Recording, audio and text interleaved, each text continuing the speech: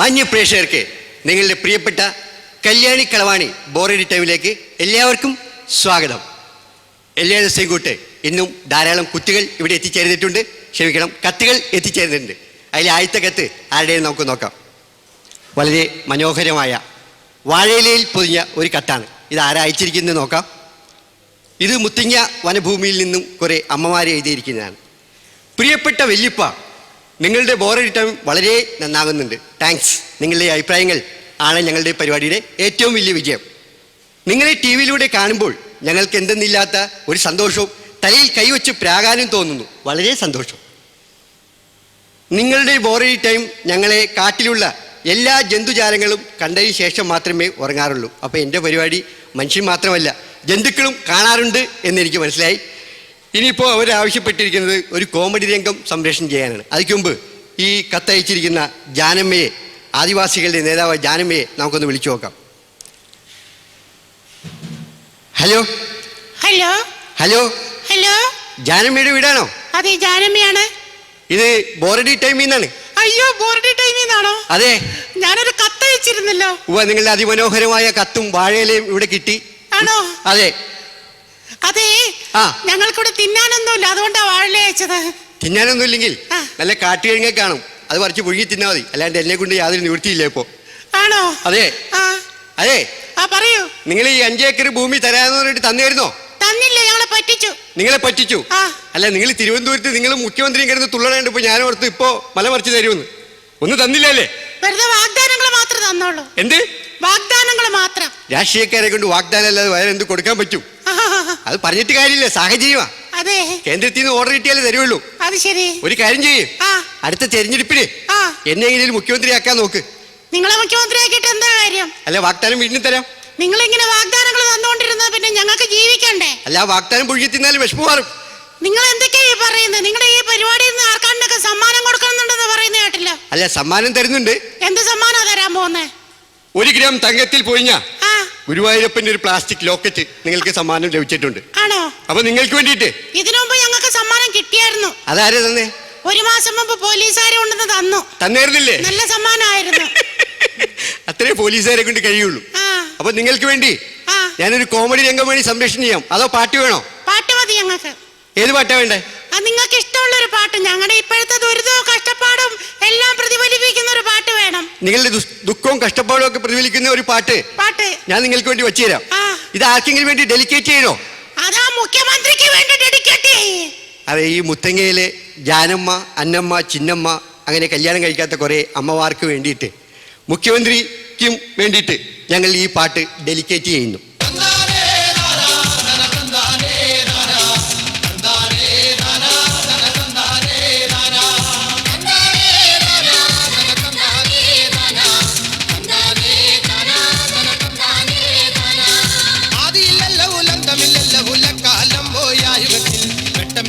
വെളിച്ചമില്ലല്ലോ ഉലക്കാലം പോയായുഗത്തിൽ, എണ്ണമില്ലല്ലോ എഴുത്തുമില്ലല്ലോ ഉലക്കാലം പോയായുഗത്തിൽ, ഊണുമില്ലല്ലോ ഉറക്കമില്ലല്ലോ ഉലക്കാലം പോയായുഗത്തിൽ.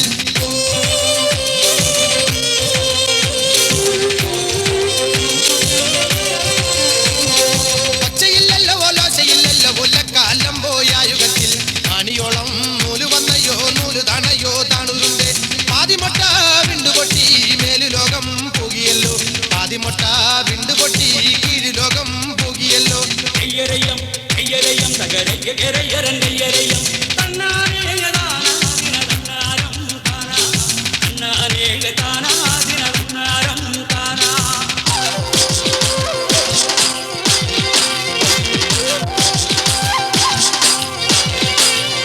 ചുണ്ടുവച്ചല്ലോ നെറുകി വച്ചല്ലോ നെറുകല് കൂട്ടി വരം കൊടുത്തേ, മോദകരിയോ നീലകരിയോ മണ്ടനരുക്കു വരം കൊടുത്തേ, എഴുന്നു പറന്നെഴുന്നൂറ് കഥം താണു പറന്നു 400 കഥം, എന്നിരിക്കാൻ ഭൂമിയില്ല പറന്നു പറ്റാൻ മരങ്ങളില്ല, ഏഴുകടലിൽ ഇടക്കടലിൽ മണ്ടനാരു വിളി കേൾക്കുന്നുണ്ട്, ഭൂമിയമ്മേ ഭൂമിയമ്മാലെ 102 വിളിച്ചു കണ്ടേ.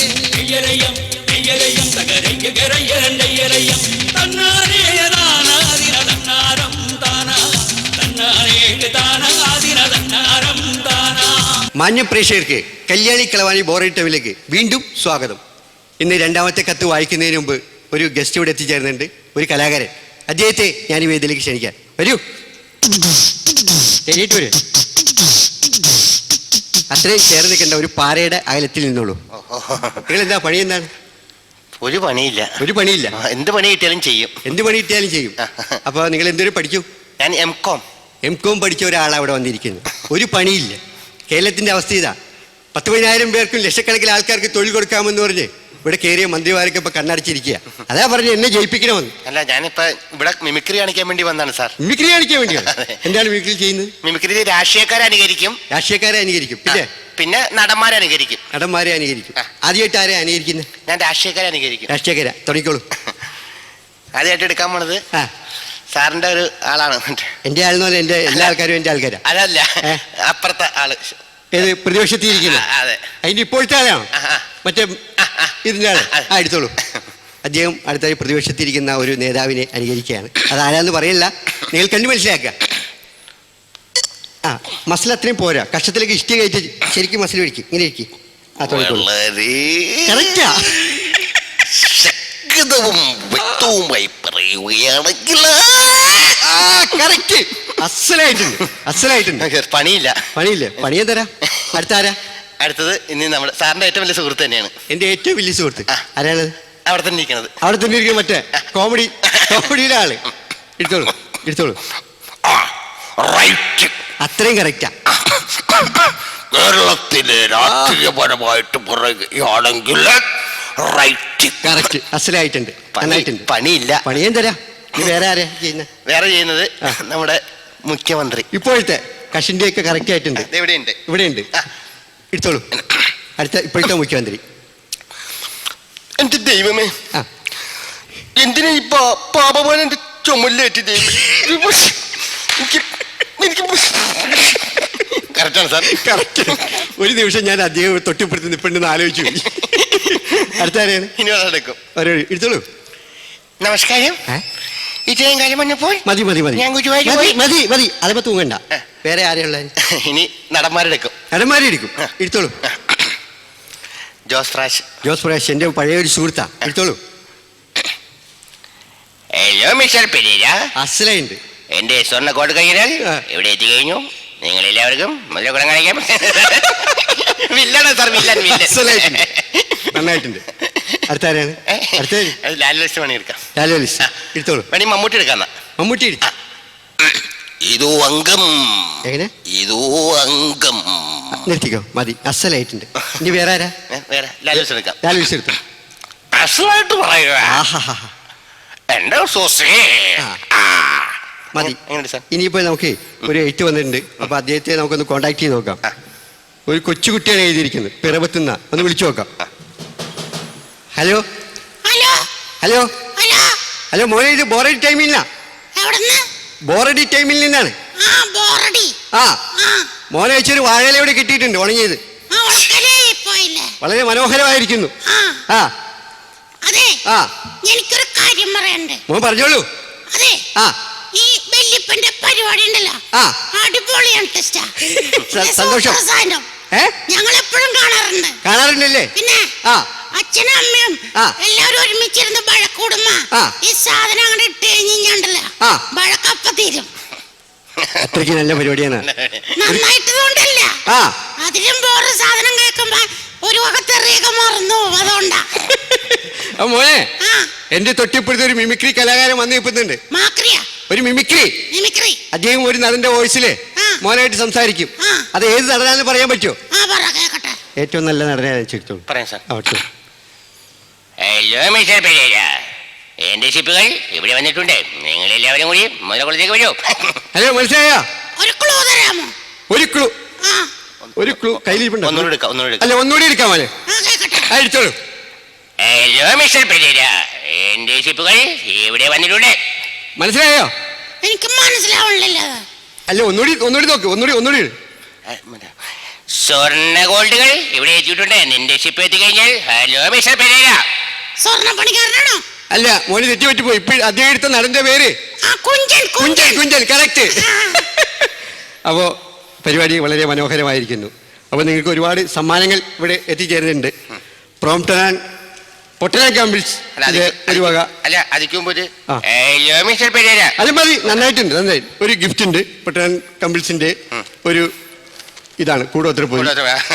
പിന്നെ കൂടാതെ അയ്യോ, മിസ്റ്റർ ജന്തുസ്ഥാൻ ലിവറിന്റെ 1 കിലോ കപ്പ വീട്ടില് കാരണന്മാരൊക്കെ ഉണ്ടാവും, ഒരുപാട് പേരുണ്ട്. കൊണ്ടുപോയി പുഴുങ്ങി തിന്നു. പിന്നെ ചക്കച്ചോള ഫെയർനെസ് ആൻഡ് ഓയിൽസിന്റെ ഒരു വക കാരച്ച വെളിച്ചെണ്ണ, അതും നിങ്ങൾക്ക് സമ്മാനമായിട്ടുണ്ട്. അപ്പോൾ ഓക്കെ, പിന്നെ കാണാം. മാന്യ പ്രേക്ഷകർക്ക് കല്യാണി കളവടി ബോറഡി ടൈമിലേക്ക് മൂന്നാമതും സ്വാഗതം. അടുത്ത കത്ത് ആരുടെയും നോക്കാം. ഇത് കട്ടപ്പനയിൽ നിന്നും കുട്ടപ്പനാണ് എഴുതിയിരിക്കുന്നത്. ദൈവമേ, ഈ ചൊറിയെണ്ണത്തിലെ കത്താണ്. അത് അവിടെ ഇരിക്കട്ടെ, നമുക്ക് ഏതായാലും കുട്ടപ്പനെ ഒന്ന് വിളിച്ചു നോക്കാം. അതിക്ക് മുമ്പ് ഒരു കലാകാരൻ കൂടി എത്തിച്ചേരുന്നുണ്ട്. ഡൽഹിയിൽ നിന്നും മിമിക്രിയിൽ ഡോക്ടറേറ്റ് നേടിയ ആ കലാകാരനെ, ആ അത്ഭുത പ്രതിഭയെ ഞാൻ ഈ വേദിയിലേക്ക് ക്ഷണിക്കാൻ. കമോൺ.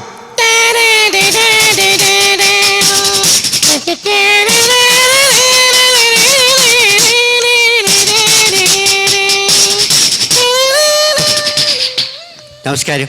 നമസ്കാരം. ഓസ്കാർ, മാലിക്കാർ, ഹുണ്ടായിക്കാർ, അംബാസഡർക്കാർ. അന്വേഷിക്കോ. നമുക്ക് പരിപാടി കാണാൻ ഒരുപാട് പ്രേക്ഷകർ ടി വിയുടെ മുമ്പിൽ കാത്തിരിക്കുകയാണ്. എന്താണ് നിങ്ങൾ ചെയ്യുന്നത്? മിമിക്രി. മിമിക്രി കാണിക്കും. മിമിക്രിയിൽ എന്താണ് ചെയ്യുന്നത്? ആക്ടിംഗ്. ആക്ടിങ്. ആരെ ആക്ട് ചെയ്യും? ഇമിറ്റേറ്റിംഗ്. ഇമിറ്റേറ്റിംഗ്. ആരെയാണ് ഇമിറ്റേറ്റ് ചെയ്യുന്നത്?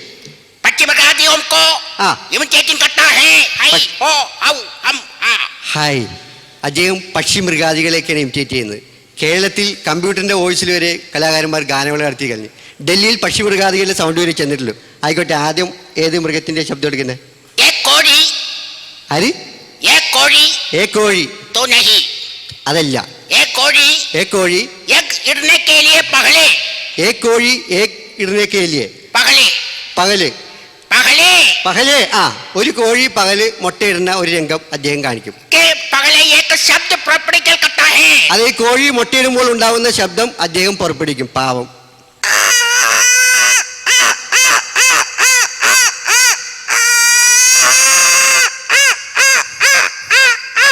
അസലായിട്ടുണ്ട്. ഈ കോഴി ആദ്യമായിട്ടാണ് മുട്ടയിടുന്നത്. വളരെ പ്രയാസപ്പെട്ട്, അതുകൊണ്ട് ചോദിച്ചാ. ഇനി അടുത്തേതാ?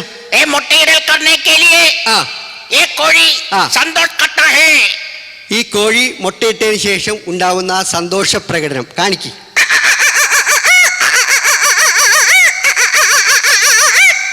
അസലായിട്ടുണ്ട്, വളരെ മനോഹരം. അടുത്തേതാണ്?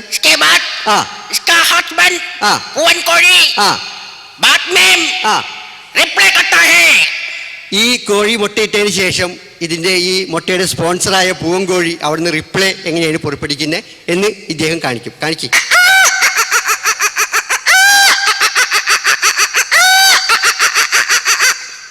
നല്ല അസലായിട്ടുണ്ട്. ഈ പണിക്ക് തന്നെ സ്ഥിരമായിട്ട് പോയിക്കൂടെ? ആര്? കാക്ക. കേരളത്തിന്റെ ദേശീയ പക്ഷിയായ കാക്കയുടെ വോയിസ് എടുത്തോ.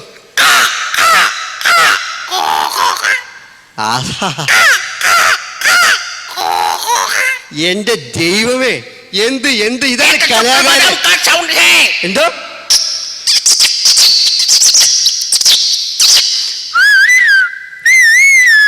സുപ്രഭാതം. അസലായിട്ടുണ്ട്.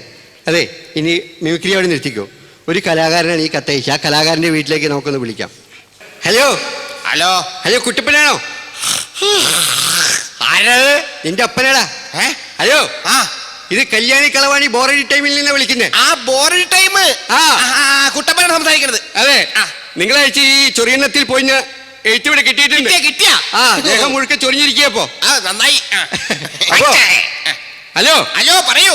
നമ്മുടെ ഒരു വിശിഷ്ട അതിഥി, ഒരു മിമിക്രി കലാകാരൻ ഇവിടെ എത്തിച്ചേർന്നിട്ടുണ്ട്. ആർട്ടിസ്റ്റ് അവിടെ നിൽപ്പുണ്ടോ? അതെ, അത് ഡൽഹിയിൽ നിന്ന് വന്ന ഒരു പ്രതിഭയാണ് അദ്ദേഹം. ഡൽഹിയിൽ നിന്ന് വന്ന കലാകാരനാണോ? അതെ. അടൽജിയോ? നിങ്ങൾക്ക് എന്തെങ്കിലും സംസാരിക്കണോ? നേരിട്ട് സംസാരിക്കാം. ഞാൻ സംസാരിക്കാം. ഹലോ, ബോൾട്ടിക്കോ. കുട്ടപ്പൻ ജി. കുട്ടപ്പൻ ഹേ.